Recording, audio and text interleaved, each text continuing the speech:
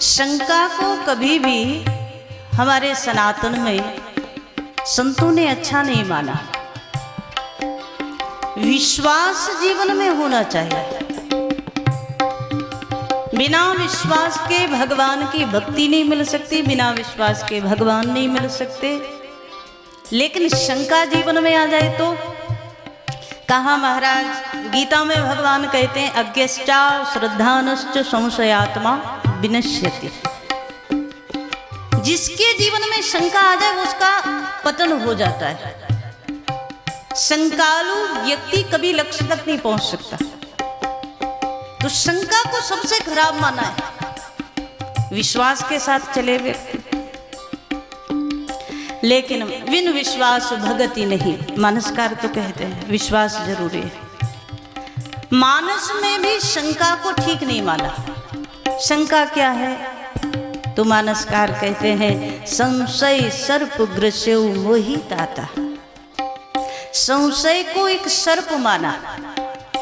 उत्तरकांड में जब आता है गरुड़ जी और काकभूषुंड जी की चर्चा आती है। आप लोगों ने सुना हो ना, जब रणांगण में भगवान मूर्छित हो गए, सर्प पास में बंध गए, नाग पास में, तो सब लोग परेशान हो गए। सारे वानर भालू परेशान हो गए, क्या किया जाए। भगवान ही मूर्छित, लक्ष्मण जी अचेत पड़े हैं। जब किसी को कोई उपाय नहीं सूझा तो नारद जी आए और वैकुंठ धाम से भगवान के श्री वाहन गरुड़ जी को लेकर के आए कि आप हमारे साथ चलिए।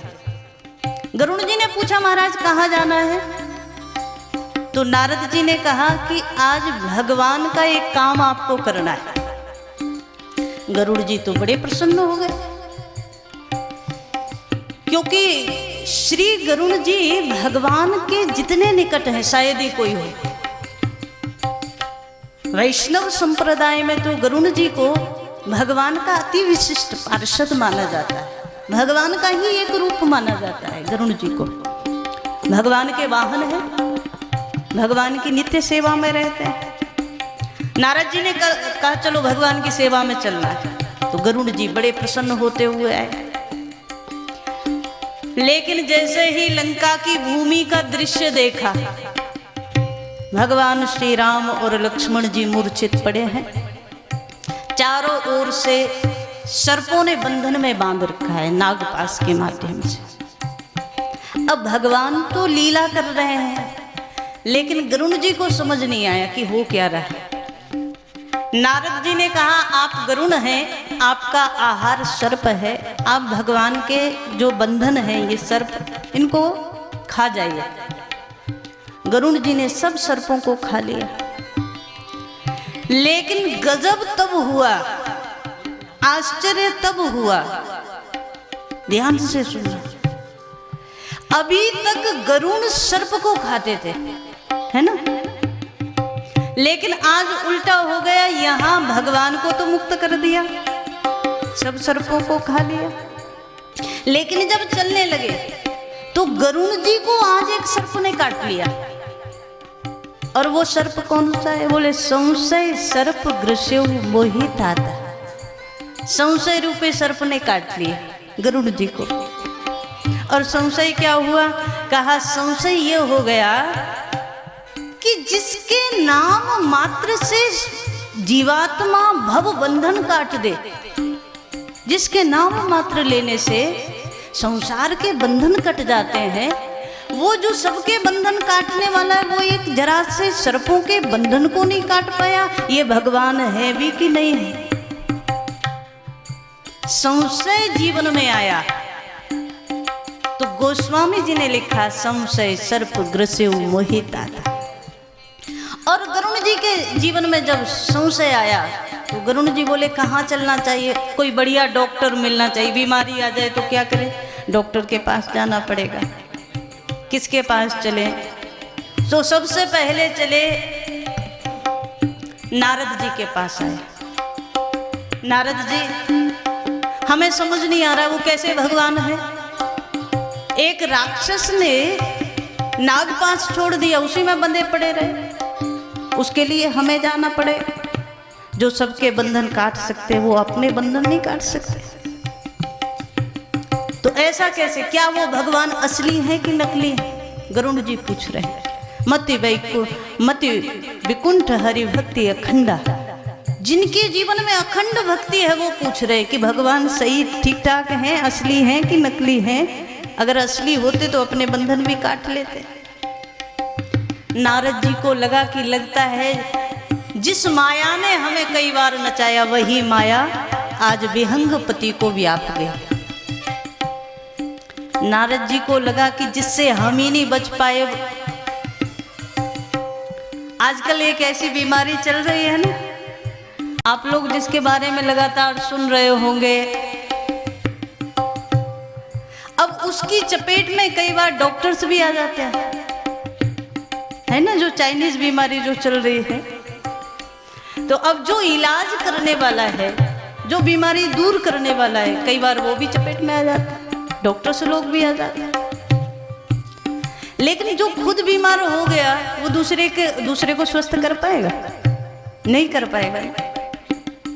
तो नारद जी ने कहा कि ऐसे ना जाने कितनी बार हमने भगवान पर शंका कर दी, ना जाने कितनी बार भगवान की माया हमारी समझ में नहीं आई।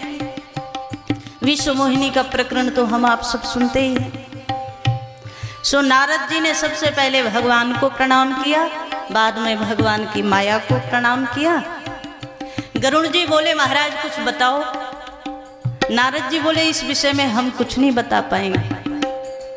तो बोले हम आपको रास्ता बता सकते हैं कि कहाँ जाना है, बस इससे ज्यादा कुछ नहीं बता पाए। तो पूछा कहाँ जाना है ये बताओ। कई बार छोटा डॉक्टर बीमारी ठीक ना कर पाए तो बड़े की ओर भेज देता है, वहां चले जाओ। नारद जी ने ब्रह्मा जी के पास भेज दिया, वहां जाओ। वो सृष्टि के रचनाकार हैं, वो परमात्मा की आदि सृष्टि है ब्रह्मा जी, उनके पास जाइए, वो बता सकते हैं क्या कारण। ब्रह्मा जी के पास आए, महाराज मेरे मन में ऐसी ऐसी शंका हो गई है, यदि भगवान असली हैं, यदि भगवान वास्तविक हैं, तो भगवान ने अपने बंधन क्यों नहीं काट पाए। ब्रह्मा जी को भी लगा यही बहुबार नचावा मोही, भगवान की माया से तो हम भी नहीं बचे हैं। शंका तो कभी न कभी हमारे मन में भी आई, इसलिए हम ठीक से बता नहीं पाएंगे। एक काम करो, आप शंकर जी के पास चले जाओ। गरुड़ जी सीधा कैलाश पर आए, कैलाश पर आकर के बोले महाराज हमारी शंका दूर करो, बीमारी मिटाओ। कैलाशाधिपति भगवान शंकर बोल पड़े, यद्यपि शिव चाहते, मानसकार ने लिखा, शिव चाहते तो गरुड़ जी की शंका को दूर कर सकते थे। जिस सर्प ने काटा था उसका इलाज शिव के पास था, क्योंकि शिव के तो गले में ही सर्प है, आभूषण है शिव का सर्प। शंका को शिव मिटा सकते, लेकिन शंकर जी ने भी नहीं मिटाया। शंकर जी ने कहा एक काम करो वहां चले जाओ।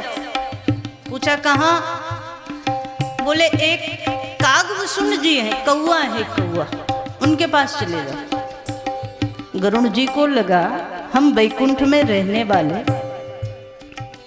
भगवान श्री हरि नारायण के वाहन, भगवान के श्री अंगों का स्पर्श सदा जिनको मिलता रहता है, ऐसे गरुड़ जी जब उड़ते हैं गरुड़ जी, तो जिनके पंखों से वेद के मंत्र निकलते, श्रुतियों के मंत्र निकलते हैं, वो गरुड़ जी।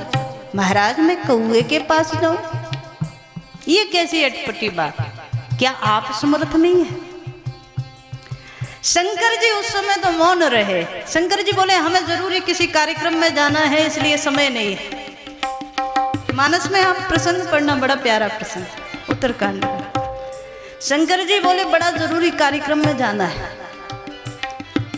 मिले हो गरुड़ मार्ग महमोही, आप रास्ते में मिले हो और हमें कहीं जाना है। और ऐसा नहीं, जैसे ही गरुड़ जी ब्रह्मा जी के पास से शंकर जी के पास चले, तो शंकर जी का कोई कार्यक्रम नहीं था, शंकर जी ने बना लिया कि अभी कैलाश पर आएंगे तो हमें समझाना पड़ जाएगा।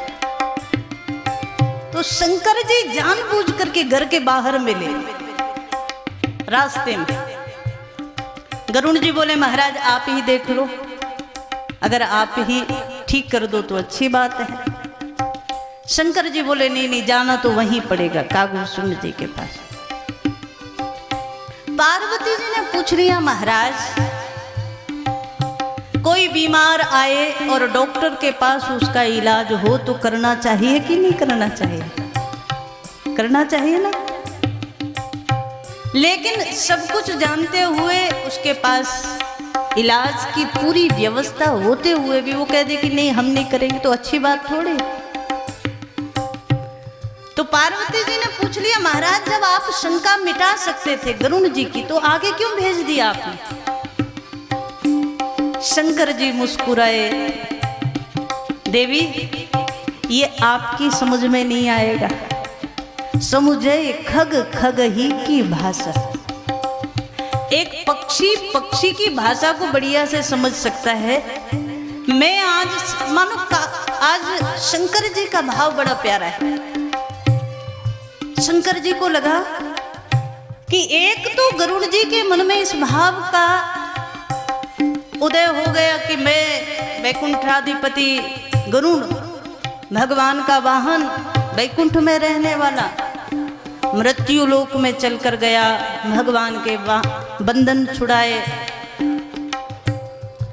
वहां से शंका पैदा हुई गरुड़ जी को, और आज हम अगर समाधान कर भी देते तो एक नई बीमारी और लग जाती। कौन सी नई बीमारी? तो शंकर जी को लगा कि अगर यहाँ से कैलाश से गरुड़ ठीक होकर के जाते तो 2 4 10 जो लोग मिलते ना, जैसे कई बार आपने देखा हो कोई पैसे वाला व्यक्ति कोई बैठा हो तो बुरा मत मान जाना, कोई पैसे वाला व्यक्ति छोटे मोटे हॉस्पिटल में तो जाता नहीं, बड़े वाले में जाएगा। और जब बड़े वाले से बीमारी ठीक करा करके आए तो बीमारी का भी गुणगान करेगा। कैसे? जो भी मिल जाए, भैया हम तो बड़े बीमार हो गए थे, ये समस्या। और उसके बाद छोटे मोटे डॉक्टर के पास तो हमारा इलाज ही नहीं था, हमें तो बड़े डॉक्टर के पास जाना पड़ा, बड़े हॉस्पिटल में। अरे ये भी कोई कहने की बात है क्या? ये भी प्रचार करने की बात है? लेकिन कुछ लोगों का स्वभाव है, इस बहाने ही सही लोग हमें बड़ा आदमी तो समझे। तो शंकर जी को लगा अगर गरुड़ जी यहाँ से ठीक होकर गए तो 2 4 10 को कहेंगे जरूर हमारी बीमारी का इलाज तो न नारद जी के पास था न ब्रह्मा जी के पास था, बस शंकर जी के ही पास था। बड़े डॉक्टर ने ठीक किया। संशय मिटेगा तो अभिमान आ जाएगा। तो शंकर जी बोले कि अभिमान वाली चीज नहीं होनी चाहिए। हाँ, ऐसी जगह हम भेज दें वहाँ बिल्कुल समानता की बात हो, समुझे खग खग ही की भाषा। तो वहाँ कागभूषण जी कथा सुनाते हैं और गरुड़ जी पूरी भगवान की कथा को आत्मसात करते हैं। और तब संशय दूर हुआ गरुड़ जी महाराज का। तो बड़ी प्यारी चर्चा ये कि संशय को अच्छा नहीं माना गया, संशय के द्वारा सदैव पतन हुआ है। जिसके भी जीवन में संशय आया उसका पतन हुआ।